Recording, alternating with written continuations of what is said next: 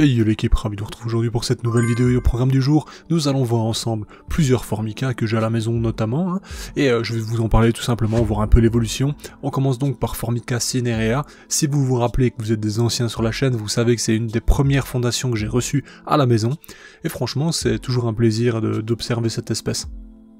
Comme vous le voyez, on a pas mal de monde, hein. On a plus de 1000 workers, bon il y a 2 nids, il y a l'aire de chasse, bref vous allez tout voir en image. On est sur un nid donc de gestion hand comme je vous ai mis à l'image peu de temps avant. Franchement ça fonctionne très bien, mais je vous dis tout de suite, ces nids là sont déjà plus disponibles parce qu'en fait vous voyez cette finition où on voit une sorte de strie, il a décidé de se séparer tout simplement pour faire quelque chose de plus pro et plus propre tout simplement, donc maintenant c'est totalement plat, il n'y a plus ces détails. Pour moi personnellement c'était déjà très bien, mais bon... Enfin voilà, sinon, si je dois faire un rendu de ce nid, franchement ça fonctionne très bien, aucun souci, rien à signaler, elles s'y plaisent très bien. Alors il faut savoir que j'empile mes nids, hein, donc j'ai ce nid là qui est juste en dessous, donc elles sont cachées par le nid de chez Terrafourmi qui est juste au-dessus. Dans l'idée, franchement ça fonctionne plutôt bien. Ne soyez pas étonnés, la réserve absorbe plus lentement l'eau que d'autres nids que j'ai pu essayer, mais cependant elle l'absorbe tout de même, donc c'est l'essentiel, l'humidité est bien présente. Comme vous le voyez, bien entendu, c'est des Formica, donc elles ont sali en grande partie le nid, hein, forcément les vitres notamment parce qu'elles se déplacent dessus, et parfois ils collent quelques petites saloperies.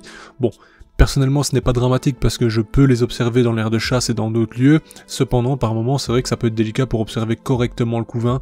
Maintenant, chez cette espèce, le couvain est toujours bien présent et en grand nombre, donc je ne me tracasse vraiment pas. Je pense que l'année prochaine on devrait avoir des sexuées chez elle.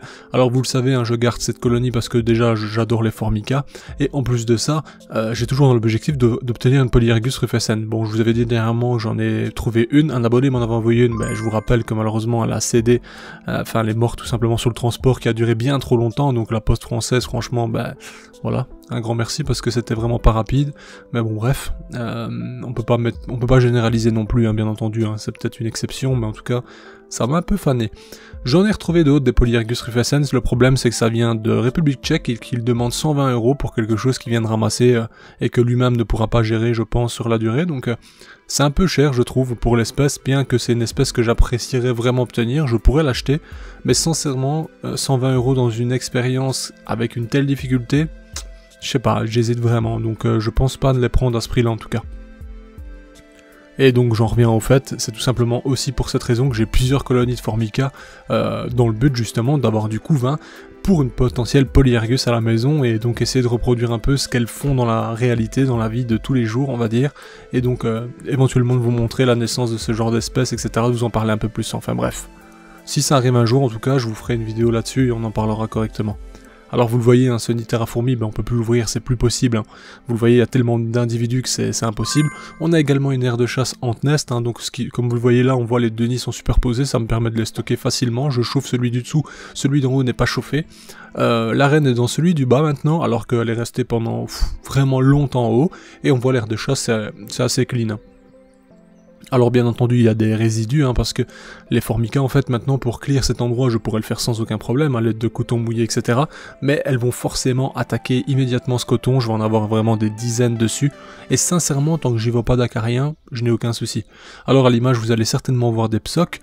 Bon j'ai déjà expliqué, hein, les psocs il y en a naturellement un peu partout dans vos habitations, vous pourriez en voir, hein. D'ailleurs on en voit un se balader à l'image, il n'y a aucun souci avec ça, ça va consommer tous les restes notamment, hein. Donc moi personnellement ils sont là, ils me dérangent pas, mais cependant, en quelque sorte ça empêche la prolifération de potentiels acariens détritivores, donc ça m'arrange en soi, mais voilà, tout ça pour dire que si je veux je peux clean totalement l'aire de chasse, mais pour une colonie avec plus de 1000 ouvrières je la trouve relativement propre.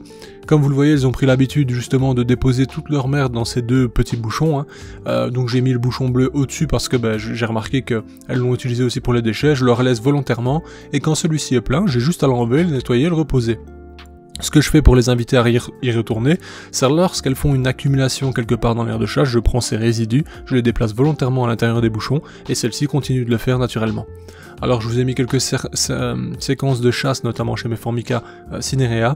Il faut faire attention avec ce genre de comportement, ce genre de choses. Ici j'ai une colonie assez grande et importante, donc perdre des ouvrières n'est pas un problème, mais sachez que lorsqu'elles font ce genre d'attaque, notamment sur des blattes, vous voyez que les proies sont bien trop grandes pour elles, donc ça demande énormément de travail, voire le sacrifice d'ouvrières. C'est-à-dire que certaines ouvrières peuvent mourir d'épuisement, tellement qu'elles vont se donner pour lutter et empêcher cette blatte de continuer sa vie au sein de leur colonie, vous voyez. Donc voilà, vous pourriez avoir des pertes suite à ça. Donc moi personnellement je vous le recommande pas avec des blattes aussi grandes. Cependant si vous avez des insectes qui sont bien plus petits et adaptés, notamment des drosophiles, etc. à ce moment-là vous pouvez très bien les laisser faire. Formica en nature, si vous les observez, vous allez voir qu'elles vont partir régulièrement chasser entre grands guillemets, du moins chercher de la nourriture, hein, et que par moment, si elles croisent la route de n'importe quoi, une mouche ou quoi que ce soit, elles vont s'en donner à cœur joie directement. Hein. Donc voilà. Ici, c'est vrai que j'ai fait ça pour vous, pour les images, pour le contenu, que vous puissiez voir un peu voilà comment elles s'en débrouillent. On remarque qu'elles attrapent justement à plusieurs, hein, et c'est assez incroyable. Mais bref, je me tarde pas là-dessus, je vous montre d'autres espèces que j'ai justement en ma possession, notamment des Formica rufibarbis. Très jolie espèce également, hein, mais les premières ouvrières, comme vous le voyez, jusqu'à une centaine environ, voire plus, ne sont pas spécialement fort colorées. Cependant, ça prolifère tranquillement, ça évolue, c'est pas plus mal. Franchement, ça reste une chouette espèce, hein. Moi en tout cas je suis fan. Alors qu'est-ce que j'en pense des Formica pour commencer? Moi je trouve ça vraiment génial. Par exemple la fondation, vous n'avez pas spécialement besoin de chauffage, hein. Elles vont se développer comme ça à température ambiante, donc à ce moment là c'est assez cool. Ici on passe sur les Formica sanguinea, ça c'est encore autre chose, on va en parler tout de suite. Mais bon, sinon les Formica, je vais dire Cerviformica, donc on va être sur Fusca, Cinerea, etc, Rufibarbis et tout ça. En vrai, moi je trouve que pour des débutants c'est parfaitement adapté. Certes c'est un comportement un peu stressé, ça va se déplacer très vite et de manière énergique, mais c'est pas pour autant que c'est du vrai stress, vous voyez. Enfin, de ce que j'observe de leur comportement, c'est pas pour autant qu'elles vont se foutre en l'air, vous voyez. Donc personnellement je trouve que c'est un bon compromis à d'autres comme les Messor, etc. quoi. Ici donc on est devant les Raptiformica sanguinea, c'est donc une fourmi qui est dite esclavagiste, cependant les études ont montré qu'elle n'a pas spécialement besoin à 100% d'infiltrer une fondation, une colonie, pour justement mener à bien sa fondation. Elle peut le faire d'elle-même, dans certains cas ça a déjà été observé, donc voilà. Cependant ça reste une Formica très intéressante, très colorée, avec vraiment des capacités assez dingues. Personnellement je suis vraiment très fan, lorsqu'elles sont implantées quelque part, elles dominent vraiment la zone, enfin bref, moi je les trouve magnifiques.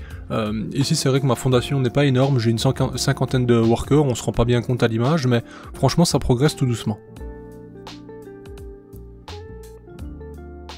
Passons de nouveau à nos Formica rufibarbis. Hein. Ici on le remarque assez facilement avec son H, ceci dit, les traits justement tels que la coloration, ce genre de choses ne veulent rien dire. Donc ici, pour être sûr, il faudrait regarder vraiment la pilosité. Cependant, je me suis pas vraiment porté là-dessus, je vous avoue que je l'ai nommé de cette façon, juste par habitude. Parce que je sais d'où elles viennent et de quelle colonie elles sortent, et cette colonie a déjà été identifiée. Ici par exemple on a une Formica, mais quelle est cette Formica? On peut apercevoir un léger H, cependant on a un gaz qui ressemble plus à Cunicularia, ainsi qu'une coloration générale qui ferait penser à une brillance aussi. Bref, il y a plein de détails, cependant comme je le disais juste avant, ce ne sont pas des éléments scientifiques qui permettent vraiment l'identification. Du coup on va s'abstenir et dire juste Formica SP. Comme vous le voyez, ça c'est des rennes qui ont été prélevées cette année, hein. J'en ai pas ramassé beaucoup, j'en ai peut-être deux de chaque en vrai. Je vais sans doute faire plaisir à des amis. Donc voilà, j'ai pas grand chose, mais ça me plaît toujours de passer ces fondations. Elles iront peut-être chez d'autres éleveurs par la suite, une fois que ce sera vraiment bien. Ici à l'image, on a donc des Formica fusca. Potentiellement, c'est peut-être les manies également. Cependant, je sais d'où elles viennent exactement, et le nid, pareil, a déjà été identifié, donc je suis quasiment sûr à 100% que c'est Fusca.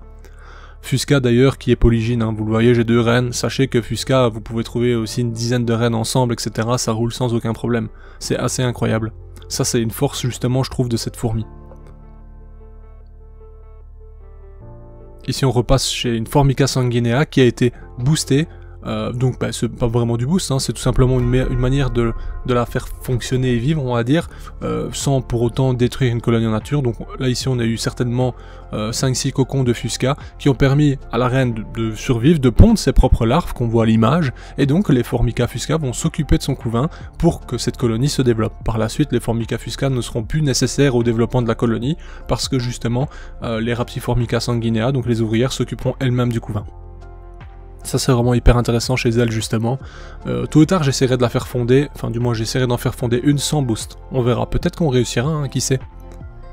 Ici c'est pareil, hein, on a une magnifique Formica Rufibarbis, mais avec des colorations vraiment, je la trouve magnifique. Franchement, j'ai un gros coup de cœur pour cette morphologie qu'elle a, cette coloration, elle est canon.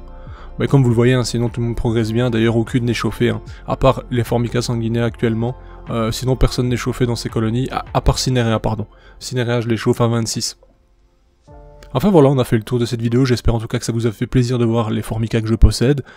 Si vous êtes débutant, n'hésitez pas à demander des commentaires, enfin de l'aide en commentaire, je vous répondrai. Et sur ce, bah, n'hésitez pas à commenter tout court, ça fait toujours plaisir. On se dit à bientôt pour de nouvelles vidéos. Bye l'équipe.